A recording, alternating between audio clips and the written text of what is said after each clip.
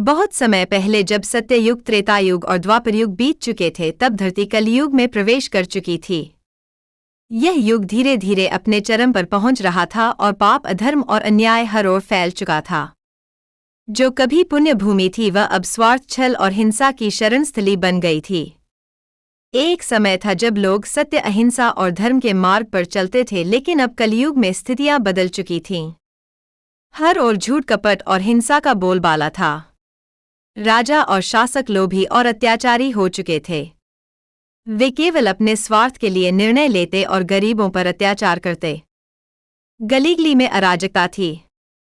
किसी की भी जान सुरक्षित नहीं थी।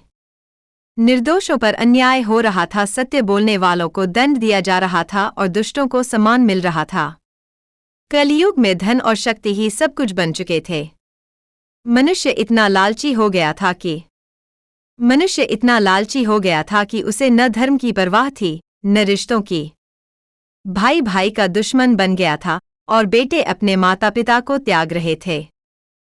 राजा और मंत्री रिश्वत लेकर फैसले करते, व्यापारी धोखाधड़ी से धन कमाते और लोग झूठ और फरेब से अपना काम निकालते। नैतिकता समाप्त हो चुकी थी। मंदिरों और पवित्र स्थलों का भी अनादर होने लगा था। जहां पहले भक्ति और ध्यान होता था, अब वहां पाखंड और धंधे चल रहे थे। संत भी स्वार्थी और लालची हो चुके थे, जो धर्म के नाम पर लोगों को ठगते थे। पशु पक्षी विलुप्त हो रहे थे, जंगल कट रहे थे और हवा विषैली हो गई थी। लेकिन इस अंधकारमय युग में कुछ संत, महात्मा और ऋषि मुनि अब भी धर्म की रक्षा के लिए प्रयास कर रहे थे। उन्होंने पुराणों में वर्णित भविष्यवाणी को याद किया। लोगों ने भगवान में आस्था कम कर दी थी और वे केवल अपने स्वार्थ की पूर्ति के लिए पूजा पाठ करते। धरती भी इन अधार्मिक कृत्यों को सहन नहीं कर पा रही थी। भूकंप, बाढ़, तूफान और महामारी हर जगह फैल चुकी थी। जब अधर्म अपनी चरम सीमा पर पहुंच जाएगा, जब पापी निर्दोषों को सताने लगेंगे, जब धरती करा उठेगी, तब भगवान विष्णु अपने 10वें अवतार कल्कि के रूप में अवतरित होंगे और इस संसार को पाप से मुक्त करेंगे। भगवान कल्कि का जन्म और उनकी शक्ति। जब कलयुग में पाप और अधर्म अपनी चरम सीमा पर पहुंच चुका था, जब चारों ओर अराजकता और अन्याय फैल चुका था, तब ईश्वर ने पृथ्वी की पुकार सुनी। देवताओं और ऋषियों ने भगवान विष्णु से प्रार्थना की कि वे अवतार लेकर संसार को पाप से मुक्त करें। हिमालय की गोद में एक छोटा सा पवित्र गांव था, शंभल। यह गांव अब भी सत्य और धर्म के मार्ग पर चलने वालों का निवास था। यहाँ के लोग विनम्र, धार्मिक और ईश्वर भक्त थे। इसी गांव में एक महापुरुष रहते थे, जिनका नाम विष्णुयश था। वे वेदों के महान ज्ञाता और ईश्वर के परम भक्त थे। उनकी पत्नी सुमति भी एक पुण्यशील स्त्री थीं। वे दोनों संतान की प्राप्ति के लिए वर्षों से कठोर तप कर रहे थे। एक रात, जब आकाश तारों से भरा हुआ था, भगवान विष्णु ने स्वप्न में विष्णुयश को दर्शन दिए और कहा, हे विष्णुयश, तुम्हारे घर में स्वयं नारायण प्रकट होंगे। वे अधर्म का नाश करेंगे और धर्म की पुनः स्थापना करेंगे। विष्णुयश और सुमति ने जब यह सुना, तो उनका हृदय आनंद से भर गया। वे जान गए कि अब संसार को पाप से मुक्त करने का समय आ गया है। समय बीता और शुभ दिन आया जब भगवान विष्णु कल्कि अवतार के रूप में जन्मे। उनके जन्म के समय आकाश में दिव्य प्रकाश फैल गया। देवताओं ने पुष्प वर्षा की और वातावरण पवित्र हो गया। जैसे ही बालक कल्कि का जन्म हुआ, उनकी आंखों में अद्भुत तेज था।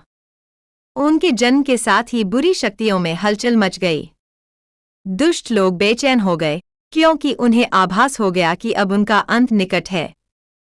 भगवान कल्कि बचपन से ही असाधारण शक्तियों से युक्त थे। वे कम उम्र में ही वेदों और शास्त्रों के ज्ञाता बन गए। उनके गुरुओं ने उन्हें धर्म, न्याय और राजनीति की शिक्षा दी। इसके बाद भगवान कल्कि को भगवान परशुराम से मिलने का आदेश मिला। भगवान परशुराम, जो अमर थे, उन्होंने कल्कि को दिव्य अस्त्र शस्त्र प्रदान किए और उन्हें महान योद्धा बनने की शिक्षा दी। भगवान परशुराम ने कहा, हे कल्कि, यह संसार पापियों से भर चुका है। अब समय आ गया है कि तुम अपने धर्म का पालन करो और अधर्म का नाश करो।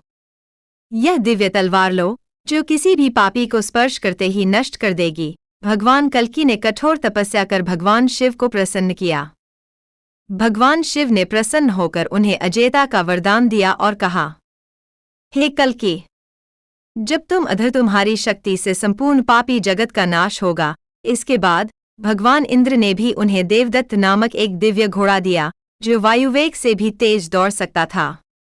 यह घोड़ा इतना शक्तिशाली था कि इसके टापों की आवाज से ही शत्रु कांप उठते थे। अब भगवान कल्कि पूरी तरह तैयार थे। वे अपने माता पिता से आशीर्वाद लेकर युद्ध के लिए निकल पड़े। उन्होंने प्रतिज्ञा की कि वे संसार को अधर्मियों, पापियों और अत्याचारियों से मुक्त करके सत्ययुग की स्थापना करेंगे।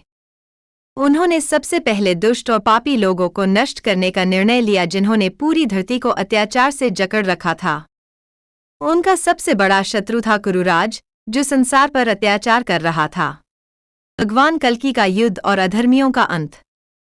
भगवान कल्कि अब पूर्ण रूप से तैयार थे। वे दिव्य ज्ञान, शक्ति और अस्त्र शस्त्र से संपन्न हो चुके थे।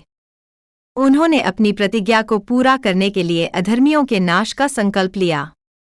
अब समय आ गया था कि वे उन पापियों और अत्याचारियों का नाश करें, जिन्होंने धर्म और न्याय को नष्ट कर दिया था। कलयुग में अनेक दुष्ट राजाओं और असुरों ने पूरी पृथ्वी पर आतंक फैला रखा था। इनमें सबसे शक्तिशाली था कुरुराज, जो अजेय माना जाता था। उसने निर्दोषों पर अत्याचार किए, ऋषि मुनियों को सताया और धर्म का उपहास उड़ाया। कुरुराज को जब भगवान कल्कि के बारे में पता चला तो वह क्रोधित हो उठा और उसने युद्ध की तैयारी शुरू कर दी। भगवान कल्कि ने उसे ललकारते हुए कहा, हे अधर्मी, तेरा अंत निकट है।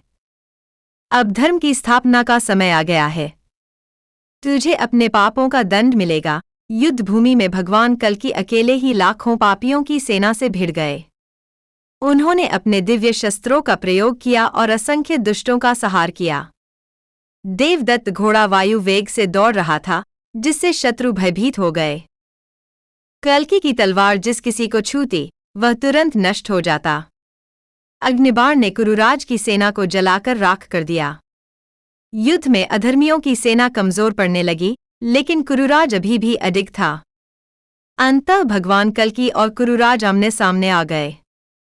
कुरुराज ने अपनी पूरी शक्ति से भगवान कल्कि पर आक्रमण किया, लेकिन उनके दिव्य कवच ने उन्हें अजेय बना दिया। कल्कि ने अपनी तलवार उठाई और एक ही वार में कुरुराज का अंत कर दिया। उसके मरते ही पूरा आकाश गूंज उठा और देवताओं ने जय कल्कि, जय धर्म के नारे लगाए।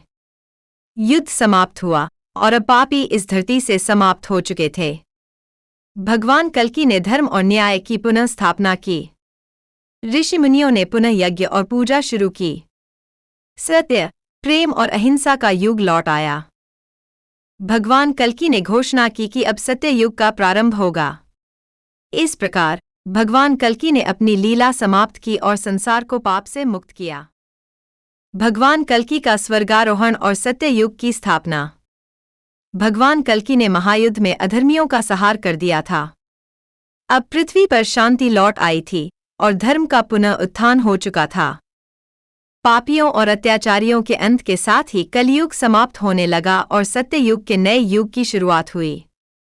अब समय आ गया था कि भगवान कल्कि अपने लोक लौटें और पृथ्वी को धर्मपरायण मानवों के हाथों में सौंप दें। युद्ध समाप्त होने के बाद भगवान कल्कि ने अपनी दिव्य सभा बुलाई। उनके चारों ओर संत, ऋषि मुनि और धर्मपरायण लोग एकत्र हुए। उन्होंने कहा, हे मानवों, अधर्म का नाश हो चुका है। अब यह संसार तुम्हारे हाथों में है। सत्य, प्रेम और अहिंसा के मार्ग पर चलो। पाप से दूर रहो और सदैव धर्म का पालन करो। उनके ये वचन सुनकर सभी ने उनके चरणों में प्रणाम किया और सत्य युग की रक्षा का संकल्प लिया। जैसे ही भगवान कल्कि ने अपना अंतिम उपदेश दिया, आकाश में देवताओं के नगाड़े बजने लगे।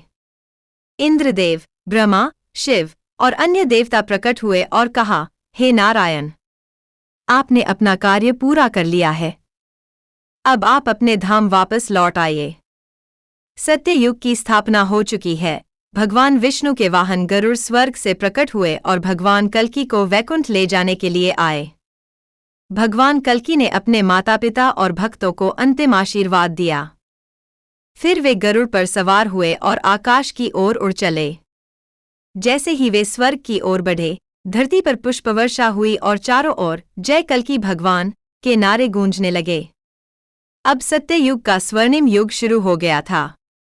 लोग फिर से सत्य और धर्म के मार्ग पर चलने लगे और पृथ्वी फिर से एक स्वर्ग समान पवित्र और शांत हो गई। पृथ्वी पर अत्याचार, भय और अज्ञानता का अंत हो गया। अब दुनिया सत्य युग में प्रवेश कर चुकी थी।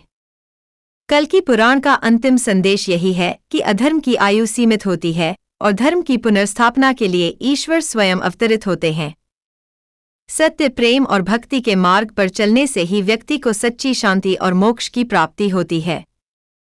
अगर आपको यह कहानी अच्छी लगी हो तो हमारे चैनल को जरूर सब्सक्राइब करें और अपनी राय कमेंट में बताएं। जय श्री हरि।